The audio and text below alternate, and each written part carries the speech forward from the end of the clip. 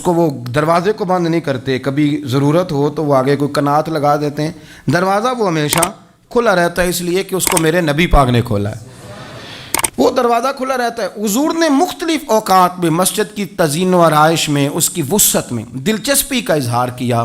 حضرت بلال جھاڑو دیتے، آنے والے لوگوں کا خیال کرتے، مجھے کہہ لینے دیں، اس کو سیاسی نعرہ نہ سمجھیں، مجھے کہنے دیں، اور میں بہت ساری احادیث اور بہت ساری سیرت کی کتابوں کا نچوڑ ایک جملے میں بیان کرتا ہوں۔ مسجد نبوی ایک پارلیمنٹ ہاؤس کا درجہ رکھتی تھی، اسی میں سارے فیصلے ہوتے تھے، اسی کے اندر کافروں کے ساتھ جو معاملات تھے وہ طے ہوتے تھے، اسی میں ہر چیز سیٹ ہوتی تھی مسجد کے اندر۔ ہماری سیاست ناپاک اس لیے ہوئی ہے کہ ہم نے مسجد سے باہر نکال دی۔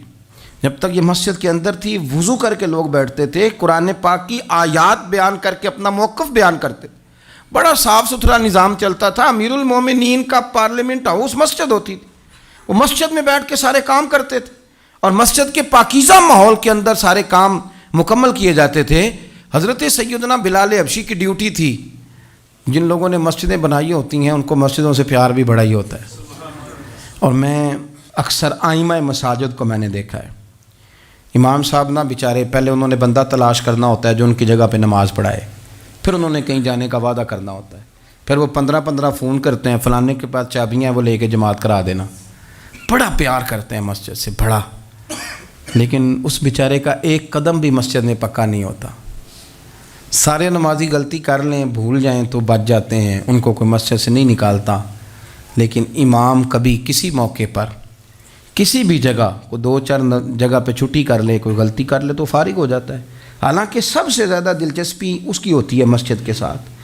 ہم مسجد کی آباد کاری میں جب ذوق پیدا کریں گے، نبی پاک صلی اللہ علیہ وسلم جب سفر پہ جاتے تھے تو سب سے آخر میں مسجد نبوی شریف میں آتے، نماز پڑھتے، اور جب سفر سے واپس آتے تو سب سے پہلے مسجد میں آتے، نماز ادا کرتے۔ حضرت بلال حبشی مسجد کی خدمت کرتے تھے، پھر حضور کے وصال کے بعد وہ ملک شام تشریف لے گئے،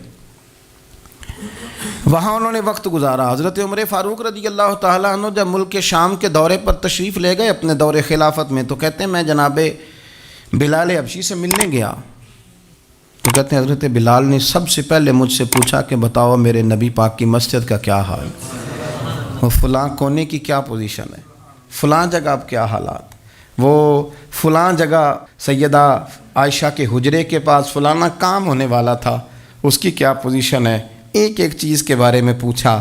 کیا خوبصورت فرمان ہے حضرت عبداللہ ابن مسعود کا، آپ فرمایا کرتے اللہ کا کوئی بندہ جب مسجد میں کسی مخصوص جگہ نماز پڑھتا ہے نا، تو جب وہ کچھ دن نہیں آتا تو مسجد اس کا انتظار کرتی، مسجد اس سے ڈھونڈتی ہے، مسجد پوچھتی ہے وہ کدھر گیا، قربان جاؤں۔ فرمایا اگر وہ بندہ انتقال کر جائے، وہ دنیا چھوڑ جائے، تو مسجد کی وہ صف روتی ہے، وہ اسے ڈھونڈتی ہے، وہ اس کو تلاش کرتی ہے، وہ اس کے لیے آنسو بہاتی، اللہ کے حضور التجا کرتی ہے کہ یا اللہ وہ یہاں رہا کرتا تھا، وہ یہاں نماز پڑھتا تھا، وہ یہاں آیا کرتا تھا، مسجد اس کے لیے روتی ہے۔ اللہ کرے آپ سمجھے میری بات، کسی کو بیٹے رو رہے ہیں، کسی کو بیٹیاں رو رہی ہیں، کسی کو وہ لوگ رو رہے ہیں جن کی ضرورتیں پوری کرتا تھا، اور یہ جو مسجد سے پیار کرنے والا تھا، مسجد کا نمازی، اس کے لیے مسجد کی صف، مسجد کا مصلی آنسو بہاتا ہے، اے مالک وہ کہاں گیا جو یہاں نماز پڑھتا تھا، مجھے بتلاؤ۔ جس کو مسجد یاد کر کے روئے گی، پھر اس کی قبر پہ اللہ کتنی رحمتوں کا نزول فرمائے، پھر اس کے اوپر کس قدر کرم کی برکھا برسے، اسے کس قدر نوازا جائے گا جس کے لیے مسجد روئے گی، مسجد کا یہ اعزاز ہوگا جس کے لیے۔ ایک صحابی نے عرض کیا تھا کہ یا رسول اللہ صلی اللہ علیہ وسلم میں نابینا ہوں، مجھے نظر نہیں آتا، اجازت ہے گھر میں نماز پڑھ لوں؟ تو میرے کریم علیہ السلام نے فرمایا تیرے کانوں میں اذان کی آواز جاتی ہے؟ حضور جاتی ہے۔ فرمایا پھر گھر نہ پڑھ، پھر مسجد آ کے پڑھ، پھر تو مسجد میں آیا کر، تو نماز پڑھا کر، تیرے کانوں میں آواز جاتی، لہذا تو مسجد میں آیا کر، یہاں آ کے نماز پڑھا کر۔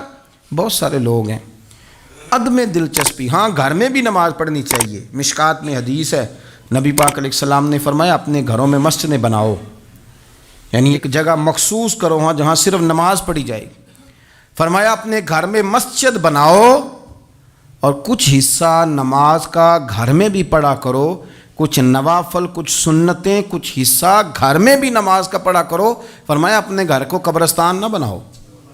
اس کا مطلب ہے جس گھر کے اندر نماز نہ پڑھی جائے بالکل، اس گھر میں سارے زندے لوگ بھی رہتے ہوں تو گھر قبرستان ہے.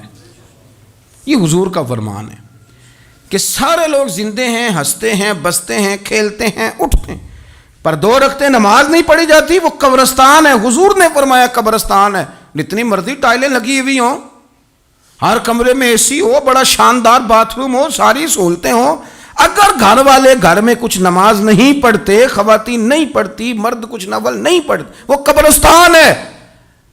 اور جس گھر میں کوئی اٹھ کے سویرے تہجد کا وضو کرتا ہے، وہ مردوں کا گھر نہیں، وہ تو زندوں کا گھر ہے. بچوں کو تکلیف تو ہوتی ہے جب سویرے بوڑھے اٹھ کے تہجد کا وضو کرتے ہیں، کیونکہ ان کے سونے کا ٹائم ہی وہ ہوتا ہے جب بابے اٹھ جاتے ہیں. بابا جی سویرے اٹھ کے وضو کر رہے ہوتے ہیں تو بچہ تنگ ہوتا ہے.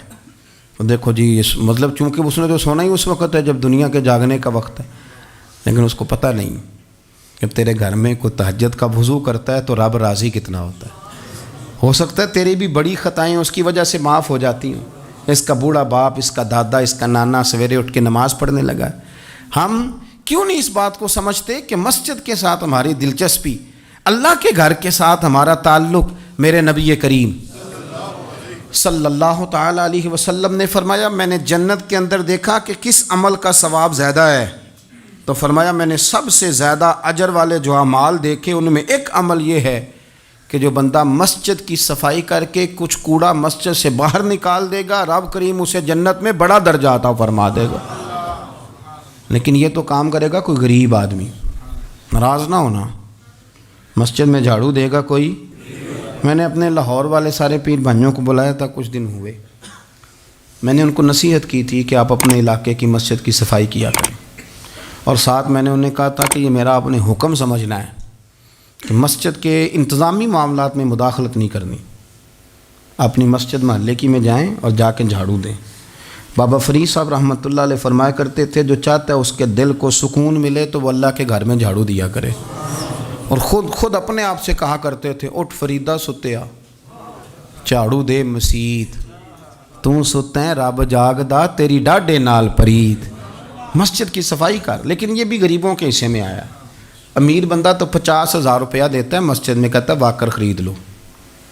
پھر اس کے بعد قاری صاحب سے آ کے کہتا ہے کہ تو واکر لے کے دیتا سی، صفائی کیوں نہیں کراندے؟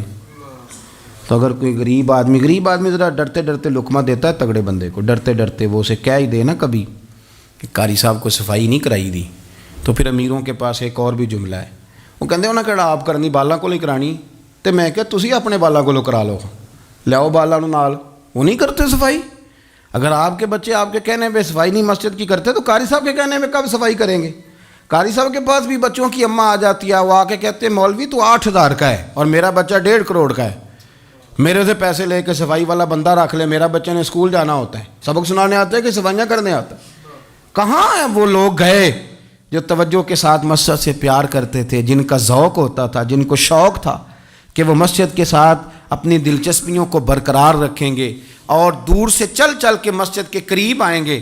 طبیعت ہی نہیں، دل ہی نہیں. وہ بندہ جس نے 50,000 روپیہ دیا وہ جھاڑو کو ہاتھ لگائے، توبہ توبہ توبہ توبہ، وہ کوئی کام کر لے ہو ہی نہیں سکتا، سوال ہی نہیں پیدا ہوتا. وہ تو آ کے کہے گا جاتی دفعہ کہہ جائے گا کہ وہ ذرا فلانی جگہ کو بھی صاف کرا دے، وہاں بڑا برا حال تھا. تو بھئی یہ تو اللہ کا گھر ہے. تو جس طرح اللہ سب کا رب ہے اسی طرح مسجد بھی سب کی سانجھی ہے کہ نہیں؟ تو وہ تھوڑی سی نیکی آپ کر لیں، وہ جھاڑو پڑا ہے کام کریں اپنے علاقے کی مسجد کی خوبصورتی میں، تزئین و آرائش میں، اور کوشش کریں تھوڑا چل کے وقت پہ مسجد میں جائیں، ذوق بنائیں. ایک قبیلہ تھا مسجد نبوی شریف سے تھوڑا دور رہتے تھے وہ لوگ. تو نبی کریم صلی اللہ تعالیٰ علیہ وسلم کی مسجد کے دائیں بائیں نا کچھ مکانات خالی ہوئے، تو مالکوں نے یہ کہا کہ ہم یہ مکانات بیچیں گے. ان کو دور سے آنا پڑتا تھا تو انہوں نے ارادہ کیا کہ یہ قریب کے جو مکانات ہیں یہ ہم خرید لیتے ہیں. نبی کریم صلی اللہ تعالیٰ علیہ وسلم کو خبر ملی کہ بنو سلیم قبیلے کے وہ لوگ یہ مکان خرید رہے ہیں تاکہ ہمیں مسجد کا قرب نصیب ہو جائے. دور سے چل کے آنا پڑتا ہے، وہ قریب آ جائیں گے تو ذرا مسجد میں حاضری ہماری آسان ہو جائے گی. حضور نے انہیں بلا لیا، فرمایا تم مکان خریدو تمہاری مرضی، نہ خریدو تمہاری مرضی، پر ایک بات سن لو، تم جتنے قدم چل کے آتے ہو نا، رب کے فرشتے تمہارے قدم لکھ لیتے ہیں، تمہارے قدم لکھے جاتے ہیں، تمہارے قدم 2 دفعہ حضور نے فرمایا، حدیث میں موجود ہے، 2 دفعہ تمہارے قدم لکھے جاتے ہیں۔ وہ لوگ بڑے مشتاق تھے اللہ کے بارگاہ سے اجر کے آنکھیں کھول، حضور فرشتے ہمارے قدم لکھتے ہیں، رب کو دکھاتے ہیں کہ اتنے قدم چل، ہاں تمہارے قدم لکھے جاتے ہیں۔ کہا یا رسول اللہ ہم نے نہیں قریب آنا، ہم دور ہی ٹھیک ہیں، ہم چاہتے ہیں ہمارے زیادہ قدم لکھے جائیں، زیادہ قدم، ہم دور سے چل کے آیا کریں گے۔ شعر یاد آ گیا ہے کسی درویش کا،